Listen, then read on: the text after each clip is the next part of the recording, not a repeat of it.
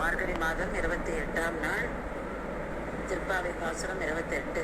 கறவைகள் பின்சென்று காணம் சேர்ந்தும்போம் அறிவொன்றும் இல்லாத ஆய்குலத்து உந்தன்னை பிறவி பெருந்தனை புண்ணியம் யாமுடையோம் குறைவு ஒன்றும் இல்லாத கோவிந்தா உந்தன்னோடு உறவையில் நமக்கு இங்கு ஒழிக்க ஒழியாது அறியாத பிள்ளைகளோம் அன்பினால் உந்தன்னை சிறுபேர் அழைத்தனவும் சீறி அருளாதே இறைவா நீ தாராய் பறையேலோ என்பாவாய். இந்த பாசுரம் மூலம்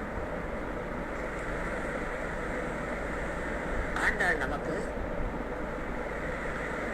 ஜீவாத்மா பரமாத்மாவுடைய அந்த உறவை பத்தி சொல்றான். கண்ணன் உங்களுக்கு என்ன வேணும், நீங்க எத்தனை நாள் என்ன வேண்டிட்டீங்கோ, இத்தனை நாள் என்ன பாடினீங்கோ, நோம்பெல்லாம் இருக்கு, நோம்பு நோத்தீங்கோ, என்ன வேணும்னு கேட்க வச்சு ஆண்டாள் சொல்றா. இதெல்லாம் நாங்கள் கறவைகள் பெண் சென்றோம், அதாவது இந்த மாடோடலாம், இந்த பசு மாடுகள் எல்லா மாடுகளோட நாங்கள் ஒன்றா போவோம், அதை மேய்க்க வைப்போம், அங்கே போய் ஒன்றா கிடைச்சதை சாப்பிடுவோம், சாப்பிட்டுட்டு திரும்பியும் வருவோம். இதுதான் எங்களுடைய வேலையாக இருந்தது. நாங்கள் இதை இப்படி தான் நாங்கள் வாழ்ந்துருந்தோம். அறிவொன்றும் இல்லாத ஆய்குலத்து. அப்போ இதுதான் நாங்கள் பண்ணோம், இது தவிர எங்களுக்கு ஒன்றும் தெரியாது அப்படின்னு சொல்லப்போ இப்போ கண்ணன் கேட்குறான், சரி நீ உனக்கு என்னோட சேரணம், அதாவது பெருமாளோட நம்ம இணையணும் அப்படின்னு நீங்கள் எல்லாரும் கேட்குறீங்களே, நீங்கள் என்ன பண்ணியிருக்கீங்க, உங்களுக்கு அந்த பக்தி மார்க்கம் அல்ல ஒரு சரணாகதி அதெல்லாம் பற்றி தெரியுமா அப்படின்னு சொல்கிறான். அப்போ தான் இவன் சொல்கிறா, அறிவொன்றும் இல்லாத ஆய்குலத்து உன் தன்னை பிறவி பெருந்தனை புண்ணியம் யாமுடையோம். நாங்களாம் இக்னரண்ட் அப்படின்ட்டா, எங்களுக்கு இதை பற்றியுமே தெரியாது.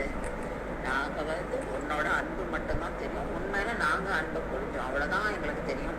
நீ எங்களோட குலத்தில் பிறந்திருக்க, எங்களோட இருக்க, அது அதுதான் எங்களுக்கு பெருமை, அதுதான் எங்களுக்கு உன்னோட சேர்த்திருக்க ஒரு சம்பந்தம் அப்படின்னு சொல்லி அவ சொல்கிறா. இது மட்டும்தான், இதுதான் எங்களுக்கு புண்ணியமாக தெரியாது அப்படின்னு சொல்லி அவ சொல்கிறா.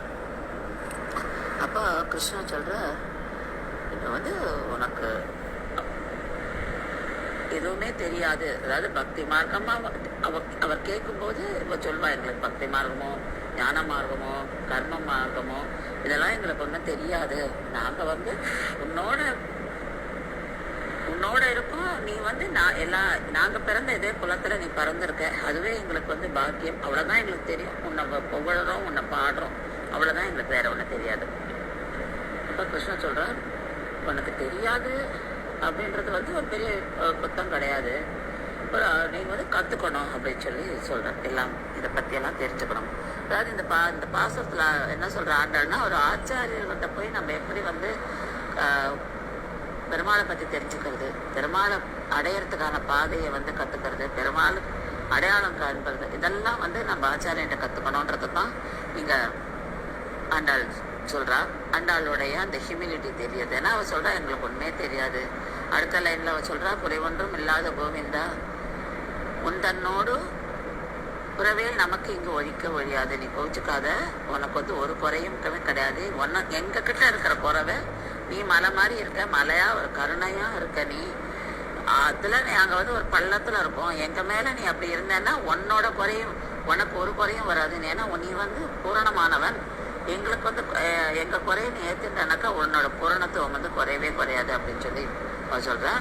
ஆனால் நாங்க எங்களோட அறியாமையினால உன்னை ஒருமையில சொல்லியிருப்போம், உன்னை வேற பேர்லலாம் கூப்பிட்டுருப்போம், அதெல்லாம் நீ கூச்சிக்காத, அதெல்லாம் நீ தப்பா எடுத்துக்காத, எங்களுக்கு தெரிஞ்சதெல்லாம் நீ தான்.